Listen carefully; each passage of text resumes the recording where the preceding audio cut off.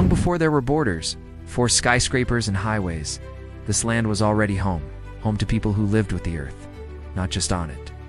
So who were they? Where did they come from? And why do we call them Native Americans? Sit back.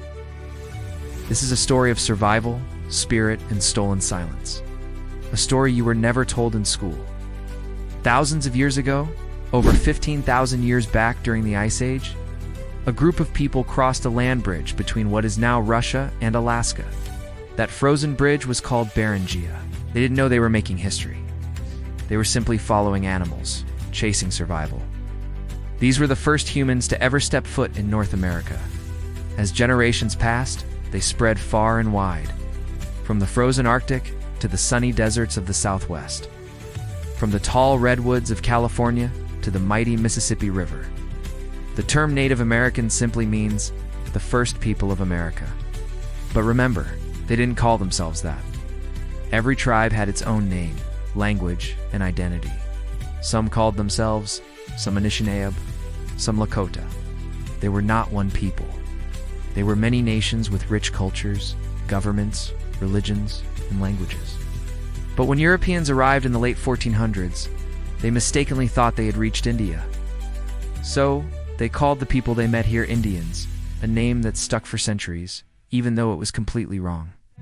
Before the outsiders came, Native people thrived. They built cities like Cahokia, with pyramids bigger than Egypt's. They created agriculture, farming corn, squash, and beans. The Iroquois Confederacy even had a system of democracy that inspired the U.S. Constitution. These weren't savages. Living in tents, they were scientists, healers, storytellers, architects, and philosophers. In 1492, Columbus sailed to the Caribbean, and the world changed. Soon after, the land was flooded with European explorers, missionaries, and settlers. With them came violence, disease, and greed. Within 100 years, millions of native people had died from smallpox, slavery, and wars. This wasn't a discovery, it was an invasion. Tribes were pushed off their lands, treaties were made, and broken, again and again. In 1830, the U.S. government passed the Indian Removal Act.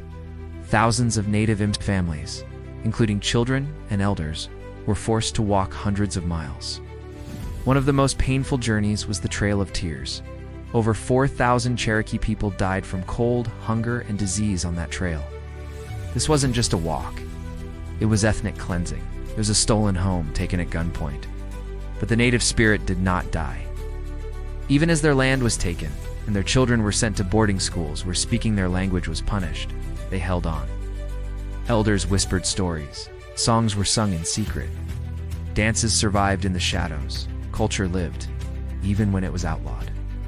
Today, Native American communities still face poverty, missing women, poor health care, and land rights battles.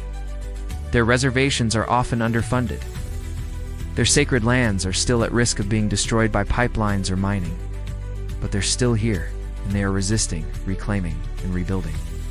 Native people are veterans, doctors, artists, activists, and leaders. They are teachers of ancient wisdom, about how to live in balance with nature, about respect, family, and community. The drum still beats, the eagle still flies, the language still speaks. They were never vanished or silenced, but now their voice is rising. If you live on this land, you live on native land. Their story is not in the past. It is alive, and it deserves to be heard. Not as a side note in history books, but as the foundation of the American story. And now, you know? So what will you do with this truth?